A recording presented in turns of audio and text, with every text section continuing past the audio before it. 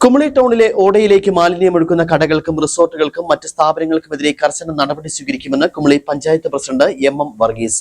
ചില സ്ഥാപനങ്ങൾ മലിനജലം ഓടയിലേക്ക് ഒഴുക്കുന്നത് ശ്രദ്ധയിൽപ്പെട്ടതായും ഇവർക്ക് നോട്ടീസ് നൽകി നിയമപരമായ നടപടി സ്വീകരിക്കുമെന്നും പൊതുജനങ്ങൾ സഹകരിക്കണമെന്നും അദ്ദേഹം പറഞ്ഞു. 3 പ്രധാനപ്പെട്ട ഹോട്ടലുകൾ ഇതിൻ്റെ അടിസ്ഥാനത്തിൽ പരിശോധന നടത്തുകയും മലിനജലം ഓടയിലേക്ക് ഒഴുക്കുന്നത് അവസാനിപ്പിക്കുന്നതിന് വേണ്ടി ആ കടകൾ സ്റ്റോപ്പ് മെമ്മോ കൊടുക്കുകയും അടച്ചിടുകയും ചെയ്ത സാഹചര്യം വരെയുണ്ട്. കുമളിയിലെ വൻകിട ഹോട്ടലുകൾ ഇത്തരത്തിൽ മലിനജലം ഒക്കെ ഓടയിലേക്ക് ഒഴുക്കുന്ന ശ്രദ്ധയിൽപ്പെട്ടിട്ടുണ്ട്.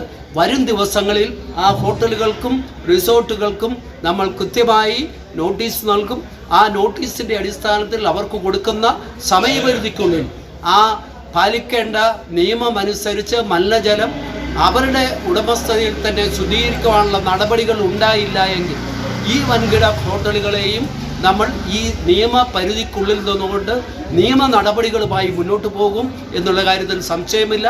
ഈ കാര്യങ്ങളിൽ പൊതുജനങ്ങളുടെ ഒരു സഹകരണം ഉറപ്പാക്കിക്കൊണ്ടും വിവിധ രാഷ്ട്രീയ കക്ഷികളുടെ യോഗം വിളിച്ച് സർവകക്ഷി യോഗത്തിലെടുത്ത തീരുമാനത്തിൻ്റെ അടിസ്ഥാനത്തിലാണ് നമ്മൾ മുന്നോട്ട് പോകുന്നത്.